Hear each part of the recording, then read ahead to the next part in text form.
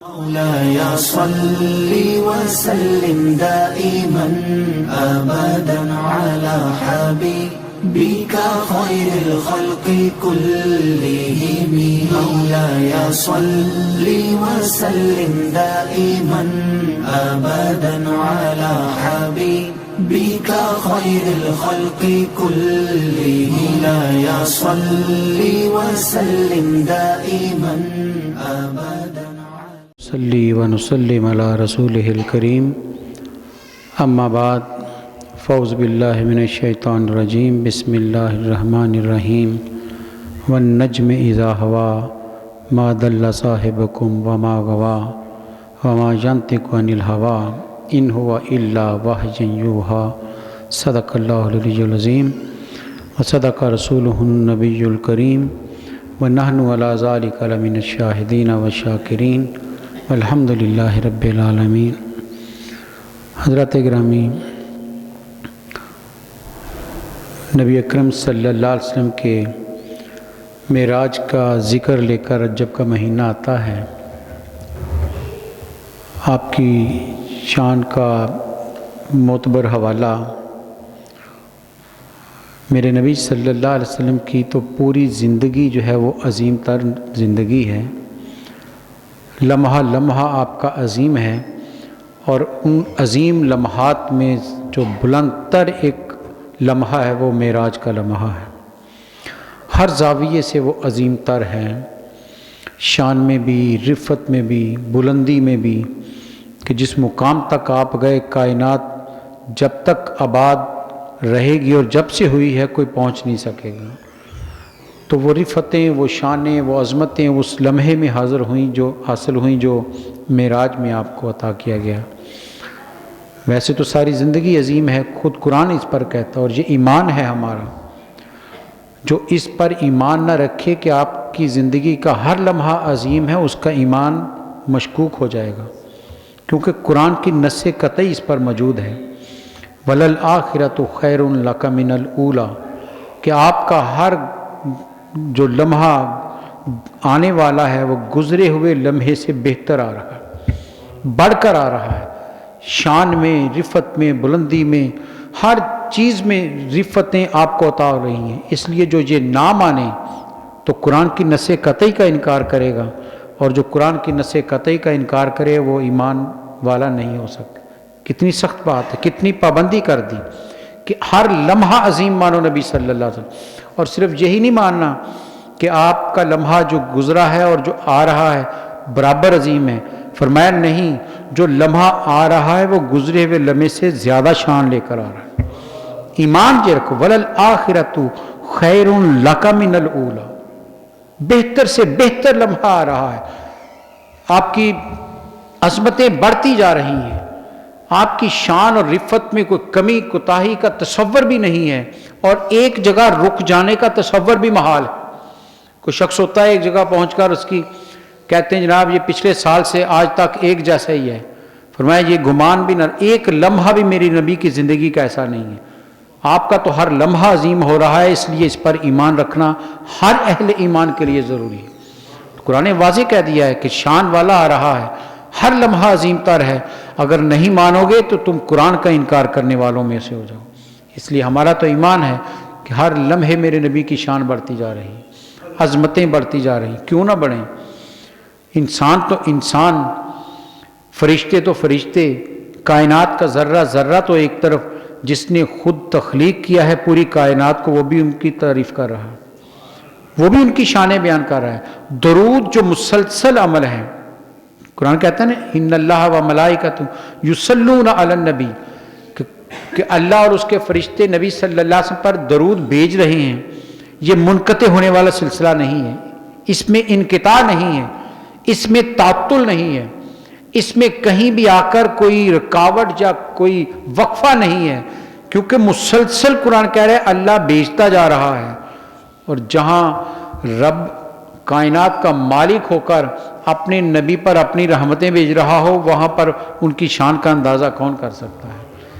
فرمایا ایک نہیں کہ ایک دفعہ کر دی ہے کافی ہے، مسلسل رحمتیں بھیج رہا، مسلسل جب سے کائنات آباد کی گئی ہے، میرے نبی پر اللہ کی رحمتیں اتر رہی ہیں اور تا قیام قیامت میرے نبی پر رحمتیں اترتی رہیں گی۔ آج بھی گنبد خضرا وہ مقام ہے جہاں سب سے زیادہ اللہ کے انوارات اور رحمتیں اترتی، بلکہ یوں کہا جائے تو بیجا نہ ہوگا کہ ساری رحمتیں وہاں اترتی ہیں، پھر مدینے والے اس کو تقسیم کرتے ہیں، تقسیم میرے سرکار کرتے ہیں، رحمتیں پھر آپ ہیں جس کو عطا کرتے چلے جاتے ہیں۔ تو معراج اسی ایک عظمت کا ایک حوالہ ہے۔ قرآن مجید نے 2 جگہ اس کا ذکر کیا بڑا واضح طور پر، ایک سورہ بنی اسرائیل کی پہلی آیت میں اور دوسرا سورہ نجم کی ابتدائی کچھ آیات میں، اور بڑی ہی وضاحت کے ساتھ سورہ بنی اسرائیل میں جانے کا ذکر کیا ہے کہ وہ گئے، اور سورہ نجم میں آپ کی واپسی کا ذکر ہے۔ اور اگر آپ قرآن مجید کو پڑھیں، دونوں جگہوں کا مطالعہ کریں، بنی اسرائیل کی پہلی آیت بھی سامنے رکھ لیں، سورہ نجم کی آیات بھی سامنے رکھ لیں، تو ایک چیز بڑی واضح نظر آتی ہے کہ قرآن جہاں آپ کے جانے کا ذکر کرتا ہے، یہ نہیں کہتا حبیب گئے، وہاں سارا پوری آیت میں صیغہ اللہ نے اپنی طرف رکھا ہے۔ ہم لے گئے اپنے بندے کو، ہم نے سیر کرائی، ہم نے ان کو دکھایا، یعنی سب کچھ اپنی طرف اس کو رکھا ہے کہ لوگوں یہ گمان نہ کرنا کہ وہ اپنے طور پر گئے ہوں۔ لوگ پروگرام بناتے ہیں اپنے طور پر کہیں جانے کے، چل پڑتے ہیں، اور کئی جگہوں پر جا کر انہیں روک دیا جاتا ہے کہ آپ کو یہاں آنے کی اجازت نہیں ہے، آپ نے پہلے اطلاع نہیں کی، آپ نے پرمٹ حاصل نہیں کیا، آپ نے اجازت نامہ نہیں لیا، لوگ واپس کر دیتے ہیں کہ یہ جگہ آپ کے اجازت کے بغیر نہیں دیکھ سکتے تھے، پہلے اجازت لیتے تو ہم آپ کے لیے جگہ بھی دکھاتے۔ قرآن نے کہا کہ نبی صلی اللہ علیہ وسلم آپ نہیں گئے ہیں، لے کر ہم گئے ہیں، اور جب رب لے کر جا رہا ہو تو راستے میں رکاوٹ کون بن سکتا؟ کون سی چیز ہے جو رکاوٹ بن جائے کہ یہ جہاں نہیں جا سکتے؟ جب رب ہر جگہ موجود ہے تو مان لو میرے سرکار نے ہر جگہ کا جو ہے نظارہ کیا، ہر جگہ کی سیر کی ہے، جہاں جہاں ربوبیت اللہ کی ربوبیت ہے وہاں وہاں میرے نبی معراج کی رات ہو کر آئے، ہر ایک چیز کو دیکھا ہے، کوئی چیز بھی آپ سے پوشیدہ نہیں رہی۔ اس لیے آپ نے برملا کہا، فرمایا دنیا میرے سامنے، میں دنیا کو یوں دیکھتا ہوں جیسے ہاتھ کی ہتھیلی پر رائی کا دانہ پڑا ہوتا ہوں، فرمایا یوں دنیا کو دیکھتا ہوں۔ کیوں؟ ارے جو رب کے حضور سے ہو کر آ جائے پھر پوشیدہ کیا رہ سکتا ہے؟ جب خدا ہی نہ چھپا تم پہ کروڑوں درود، جب خدا نے اپنا آپ بھی نبی صلی اللہ علیہ وسلم پر ظاہر کر دیا جو کائنات کا سب سے بڑا پوشیدہ راز ہے، فرمایا میں نے اپنے سارے نبیوں کو اپنا آپ نہیں دکھایا، اے حبیب فقط آپ کے لیے چھپا کر رکھا، آپ ہی ہیں جو رب کا دیدار کر سکتے ہیں، اور جس نے رب کو دیکھ لیا پیچھے کوئی چیز مخفی رہ نہیں سکتی۔ پھر کائنات ساری کی ساری، اس لیے تو برملا کتنی حدیثیں ہیں، آپ سنتے بھی ہیں، پڑھتے بھی ہیں، ایمان بھی رکھتے ہیں کہ فرمایا کہیں بھی میرا امتی درود پڑھے میں سنتا ہوں۔ وہ فاصلے ختم کر دیے، آپ کی ذات کے لیے اب فاصلے کوئی رکاوٹ نہیں ہے۔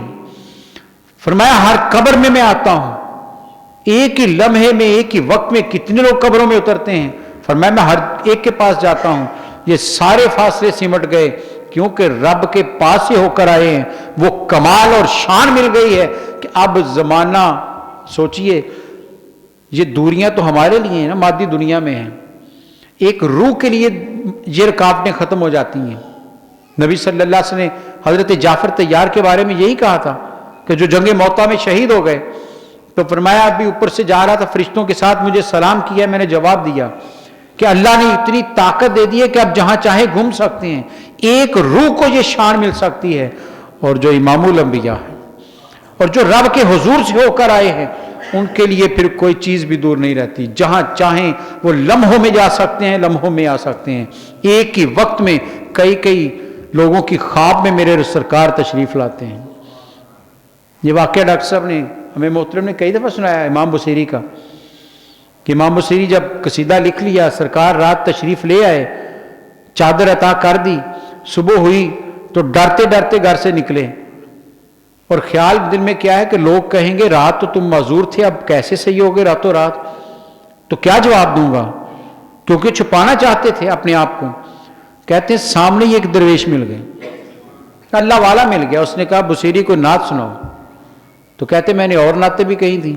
میں نے ایک نعت شروع کی تو بزرگ نے کہا وہ والی نہیں, وہ والی سناؤ جو رات نبی صلی اللہ علیہ وسلم کو سنائی.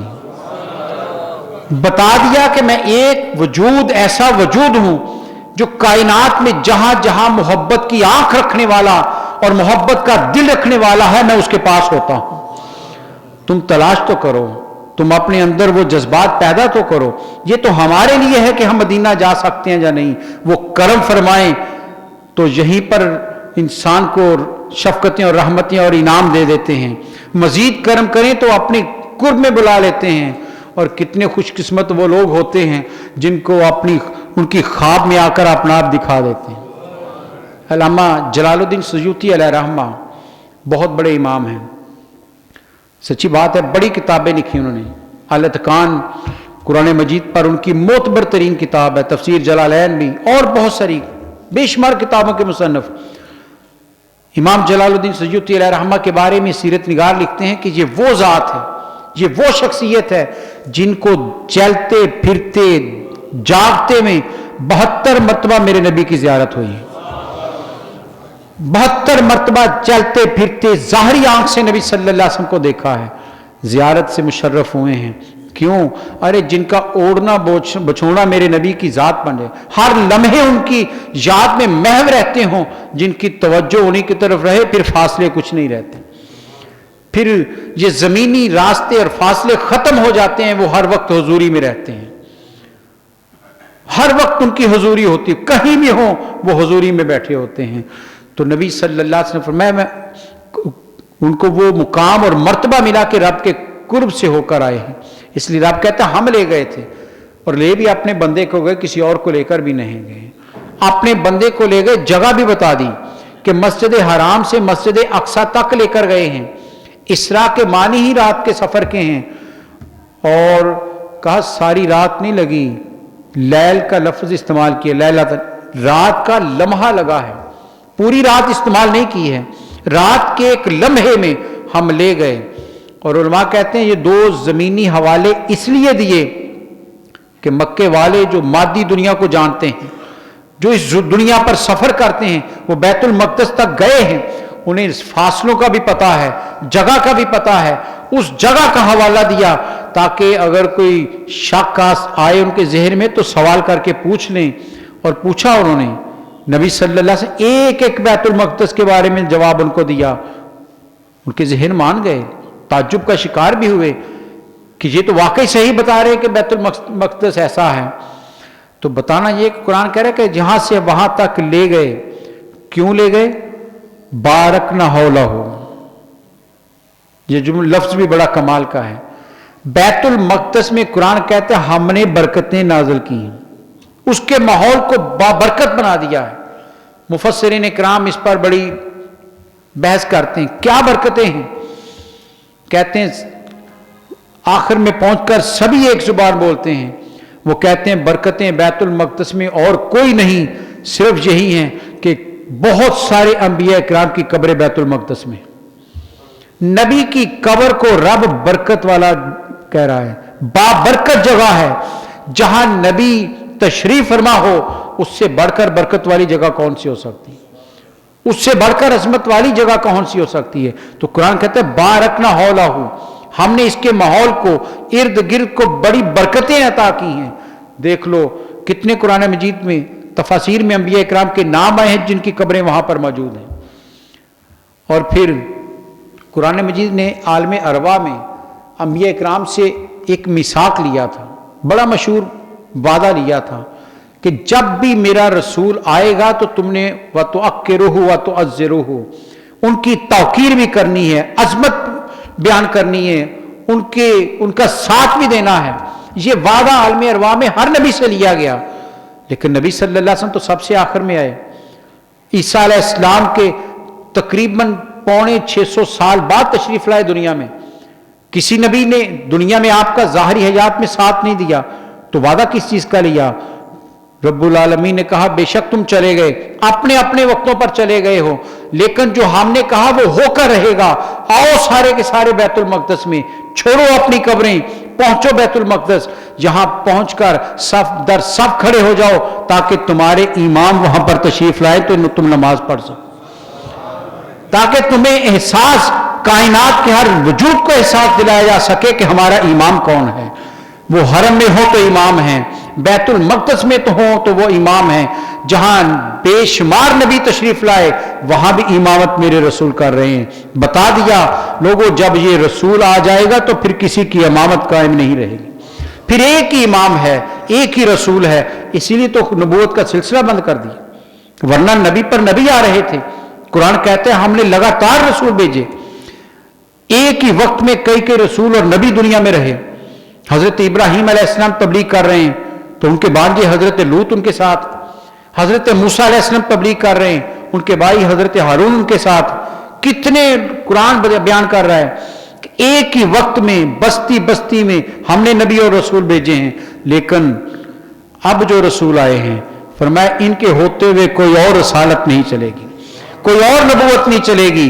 अब सिक्का मेरे रसूल का चलेगा, अब नाम मेरे रसूल का चलेगा। जब वो आ जाएंगे तो सारी रसालतें समेट ली जाएंगी। इसलिए तो हजरत उमर फारूक से कहा था मेरे नबी सल्लल्लाहु अलैहि वसल्लम कि मस्जिद नबवी में हजरत उमर फारूक तौरात पढ़ रहे थे, नबी सल्लल्लाहु अलैहि वसल्लम अपने घर से तशरीफ लाए। हजरत उमर फारूक किताब हाथ में लिए बैठे हैं, पूछा उमर क्या पढ़ रहे हो? बड़े शौक से, बड़ी मोहब्बत से कहा या रसूलल्लाह सल्लल्लाहु अलैहि वसल्लम तौरात का मुतालिया कर रहा हूं। तो रवायत है कि नबी सल्लल्लाहु अलैहि वसल्लम के पेशानी पर नाराजगी की शिकन उभर आई। यहां शिकन उभर आती थी, लोग समझ जाते थे कि आपको बात अच्छी नहीं लगी। हजरत उमर तो रमशनास थे, फौरन पहचाने का या रसूलल्लाह सल्लल्लाहु अलैहि वसल्लम ये अल्लाह की किताब है, मूसा अलैहिस्सलाम पर नाजिल की गई, और कुरान कहते हैं इसमें शिफा भी है और नूर भी है। तो मेरे नबी ने क्या जवाब दिया सल्लल्लाहु अलैहि वसल्लम ने? फरमाया उमर तुम तौरात की बात कर रहे हो, साहबे तौरात मूसा अलैहिस्सलाम भी आज दुनिया में आ जाएं तो उनके लिए कोई और चाराकार नहीं कि मेरी पैरवी करें। अब मूसा अलैहिस्सलाम भी आ जाएं जो साहबे शरीयत रसूल हैं, उलुल अज़म रसूल हैं, साहबे किताब रसूल हैं, अब उनको भी मेरे पीछे चलना पड़ेगा, अपनी किताब पर अमल नहीं करेंगे। तो जब आप बैतुल मक़दस में पहुंचे तो सब नबियों को खड़ा करके आदम अलैहिस्सलाम से लेकर जनाब ईसा अलैहिस्सलाम तक 1,24,000 कौमोबेश सब नबी और रसूलों को पीछे सफ में खड़ा करके बता दिया कि रोवो तुम कहते हो ये वजूद मक्के में आया है, देखो इसकी शान कि जो पहले सल्तनतें करके चले गए, जो पहले हुकूमतें करके चले गए, जो पहले नबूवत और रसालत करके चले गए, सारे हाथ बांध कर मेरे नबी के पीछे खड़े। शान तो देखो इस रसूल की, अजमत तो देखो मेरे नबी सल्लल्लाहु अलैहि वसल्लम की कि घर से चले हैं तो किस दज से चले हैं, और जहां जहां पहुंचे हैं अजमतें बयान करते गए। रवायत है वहां जलसा हुआ, उलमाए किराम लिखते हैं मदारिज नबूवत में लिखा गया कि वहां बाकायदा जलसा हुआ। जलसा क्या हुआ कि एक एक नबी ने खड़े होकर नबी सल्लल्लाहु अलैहि वसल्लम की शान में अपनी बातें कही, जुमले कहे। हजरत आदम अलैहिस्सलाम सबसे पहले खड़े हुए कि पूरी नस्ल इंसानी के बाप हैं, उन्होंने आपको नबी सल्लल्लाहु अलैहि वसल्लम को खुशामदीद कहा और खुशी का इजहार किया कि मेरा बेटा है जो इस शान पर पहुंचा है। अपनी निस्बत उनसे जोड़ी कि मेरी औलाद में से मेरा बेटा इस मुकाम पर पहुंचा है और मुझे उनसे निस्बत का शर्फ हासिल है। एक एक नबी खड़ा हुआ, पूरी उनके खुतबे मौजूद हैं सीरत की किताबों में। हम ही जहां बैठकर नबी सल्लल्लाहु अलैहि वसल्लम का मिलाद नहीं करते, जिक्र नहीं करते, अल्लाह के रसूल वो भी जिक्र रसूल कर रहे थे। बैतुल मक़दस में 2 नफल पढ़ने के बाद जिक्र रसूल हुआ है, एक एक नबी ने खड़े होकर अजमत मुस्तफ़ा का इजहार किया है, शान मुस्तफ़ा का इजहार किया है, अपनी उनसे निस्बतों का हवाला दिया है। इब्राहीम अलैहिस्सलाम ने कहा था कि मेरा बेटा है, मैं दादा उनका, मेरी नस्ल से आए, फख्र से कहा था, यानी अपनी निस्बत उनसे करने पर फख्र कर रहे थे। अरे नबी जिनसे निस्बत करने पर फख्र करें, हम उम्मतियों को वो रसूल अल्लाह ने बिन मांगे अता कर दी। कितना करम है अल्लाह ताला का कि हमारी तो औकात भी नहीं थी, हमारे तो अमाल भी इस काबिल नहीं। अरे जहां नबी दुआ करें कि हमें उनकी उम्मत में शुमार कर ले, वहां रब ने करम किया और हम जैसों को वो रसूल अता कर दी। तो कुरान कह रहा है कि बारकना हौलहु लिनुरियहु मिन आयातिना, अरे लेकर इसलिए गए थे कि हम उन्हें अपनी निशानियां दिखा सकें। ये नहीं कहा कि वो देख सकें, वो आएंगे वो देख लें, फरमाया हम दिखाएंगे। यहां भी बड़ी बारीक बात कर दी।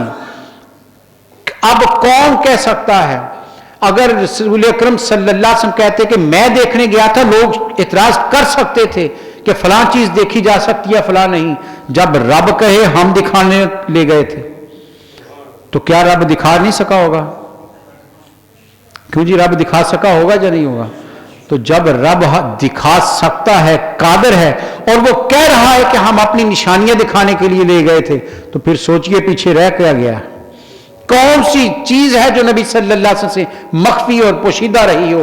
रब ने जो जो पैदा किया था वो सारे आलम मेरे रसूल को दिखा दिए, एक एक चीज दिखा दी थी। क्यों? अरे जिसे मालिक बनाया उसकी सल्तनत दिखानी भी तो जरूरी थी। मालिक कुल बनाया या नहीं नबी सल्लल्लाहु अलैहि वसल्लम? मुख्तार कुल बनाया है उन्हें, तो एक उनकी ममलिकत का एक एक हिस्सा उनको दिखाना था। क्या प्यारे नबी सल्लल्लाहु अलैहि वसल्लम, मक्के वाले आपकी अजमत का एतराफ नहीं कर सके, वो पत्थर मारते हैं। ताइफ में जो सलूक हुआ है, कितने पत्थर बरसे आप पर कि जिस्म लहू लहान हो गया, और समझते थे कि पत्थर मारे खून निकलता है, हमारे जैसा है। आइए जरा पूरी कायनात की सैर कीजिए, देखिए रब ने आपके लिए क्या कुछ पैदा कर रखा है। ये सब कुछ आपके कदमों में निसार है, क्योंकि आप हमारे हबीब होते हैं, आप हमारे महबूब हैं, इसलिए सब कुछ आपके लिए पैदा किया।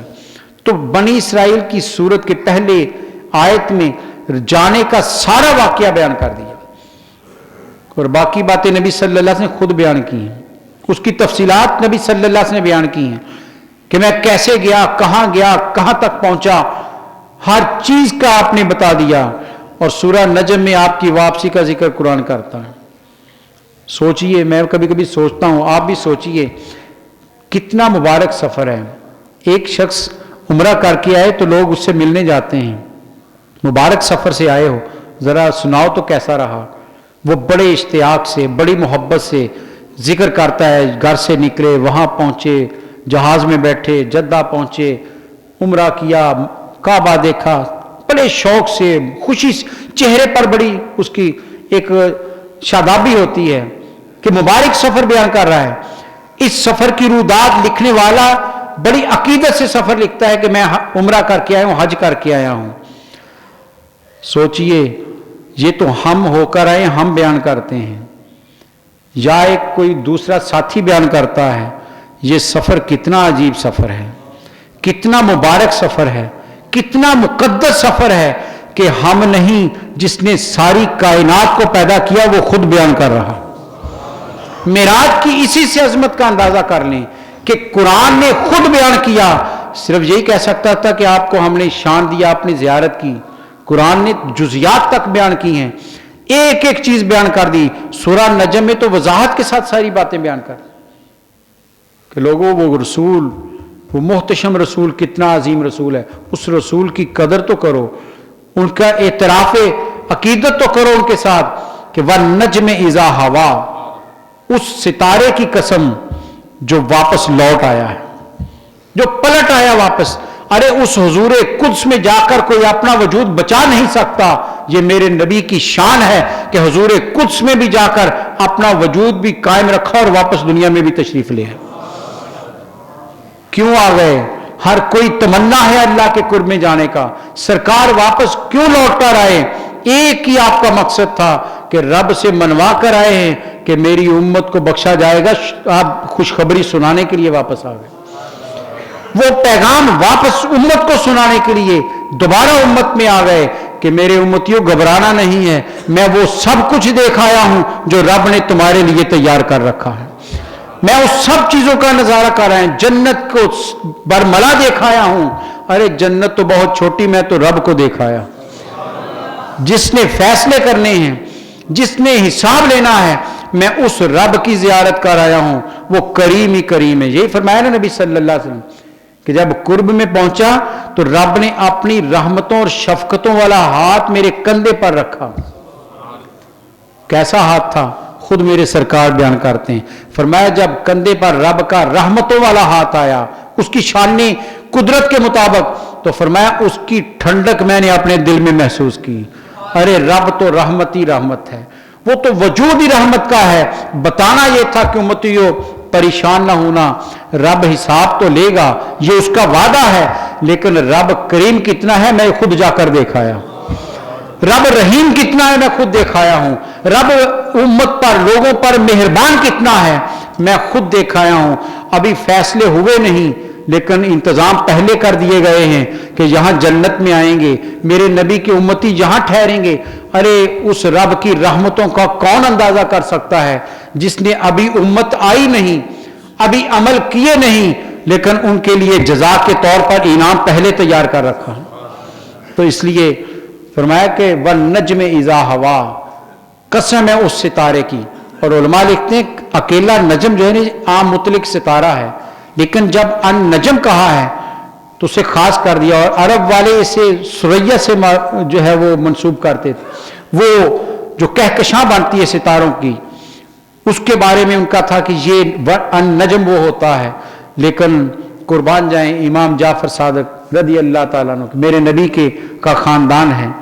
अल्लामा महमूद अलूसी ने अपनी तफसीर रूहुल मानी में उनका कौल नकल किया है। वो कहते हैं कि यहां वन नज्म जो कुरान ने कहा है, वो कहते हैं इसके बड़े मानी लोगों ने किए कि इससे मुराद कुरान भी है, इससे मुराद नबी सल्लल्लाहु अलैहि वसल्लम की दुनिया में रिसालत भी है। लेकिन इमाम जाफर सादिक रदी अल्लाह ताला अन्हु, आपने क्या खूबसूरत इरशाद फरमाया, फरमाया लोगों यहां कोई और मुराद नहीं है, यहां फकत और फकत नबी सल्लल्लाहु अलैहि वसल्लम की जात मुराद। सितारा नबी सल्लल्लाहु अलैहि वसल्लम को कहा है। और फरमाया इज़ा हवा, जब वो पलट आया तो इमाम जाफर सादिक रज़ी अल्लाह तआला तफसीर करते हैं, वो कहते हैं पलट कर आने वाला कोई और नहीं, मेराज की शब मेरे नबी जो वापस जमीन पर आए, रब उसकी कसमें खा रहा। क्या हबीब तेरी शान कितनी है, तू आया भी और पलट भी गया, कायनात की सैर भी कर आया, इसलिए हम आपके सफर की कसम खा रहे हैं। वन नज्म इज़ा हवा, कसम है उस सितारे की जिसे कुरान सितारा कहे, रोशन, उसकी रोशनी का कौन अंदाजा कर सकता है। कितना चमकदार वजूद है, कितना ताबनाक वजूद है मेरे नबी सल्लल्लाहु अलैहि वसल्लम का, कितना रोशन वजूद है नबी सल्लल्लाहु अलैहि वसल्लम का कि आपका नामी ही रोशन नहीं, वजूद ही रोशन नहीं, आपकी तालीमात भी रोशन है। आप जिस रास्ते से गुजर गए वो रास्ते में रोशन है, पूरा वजूद ही रोशन है। आमरुद्दीन कासमी ने कहा था ना कि या रसूलल्लाह सल्लल्लाहु अलैहि वसल्लम, मैं आपकी रोजे से होकर आया हूं तो मैंने आपका दीदार किया है और मुझे पता चल गया है कि आप तो सरापा नूर ही नूर हैं, आप तो नूर का हाला हैं, जिस तरफ से भी देखे नूर ही नूर है, चमकता हुआ नूर। और नूर कैसा है कि जो जो वहां जाता है उसके अंदर सुकून उतरता चला जाता है, राहतें पहुंचाता चला जाता है, जो जो करीब चला जाता है उसके अंदर की सारी बेचैनियां खत्म होती चली जाती हैं, क्योंकि नूर मुस्तफ़ा उसके अंदर उतरता चला जाता है, वो अनवारात मुस्तफ़ा में आ जाता है। और जो अनवारात मुस्तफ़ा के अंदर आ जाए उसे कोई परेशानी नहीं रहती है। तो कुरान कहता है वन नज्म इज़ा हवा, कसम है उस सितारे की जो आया आसमान की तरफ, ऊपर उठा और फिर वापस जमीन पर चला गया। मेराज की रात अर्श पर पहुंची, अर्श से भी आगे गए और फिर वापस भी पलट कर आ गए।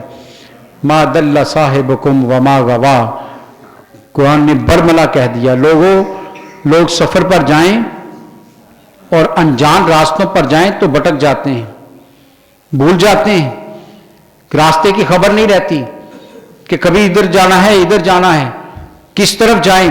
रास्ते इंसान को भटका देते हैं, अनजान रास्ते जहां वो कभी गया ना हो।